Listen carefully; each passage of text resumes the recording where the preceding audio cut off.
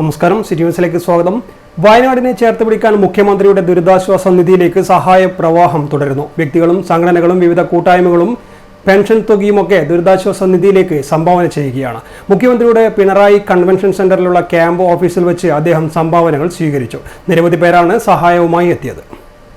ഇതിനോടകം തന്നെ നിരവധി പേരാണ് വയനാടിന് ദുരിതാശ്വാസ നിധിയിലേക്ക് സംഭാവന ചെയ്തിട്ടുള്ളത്. ഒറ്റയ്ക്കും കൂട്ടമായും ആക്രികൾ പെറുക്കി വിറ്റും നാടൊട്ടുക്ക് വയനാടിനായി ഒത്തുചേർന്നിട്ടുണ്ട്. സ്വകാര്യ ബസ്സുകളെല്ലാം തന്നെയും ഒരു ദിവസത്തെ യാത്ര വയനാടിനെ കൈത്താങ്ങാവാൻ മാറ്റിവെച്ചു. ഓട്ടോ തൊഴിലാളികളും ഈ ഉദ്യമത്തിൽ പങ്കുചേർന്നിട്ടുണ്ട്. കൂടാതെ വിവിധ സംഘടനകളുടെ നേതൃത്വത്തിൽ വയനാടിലെ വീട് നിർമ്മിക്കാനും ദുരിതാശ്വാസ നിധിയിലേക്കും ധനശേഖരണം നടത്തി. ഇപ്പോഴും മുഖ്യമന്ത്രിയുടെ ദുരിതാശ്വാസ നിധിയിലേക്ക് സഹായ പ്രവാഹം തന്നെയാണ്. അവശ്യ സാധനങ്ങൾ എത്തിക്കുന്ന കാര്യത്തിലും മറിച്ചായിരുന്നില്ല.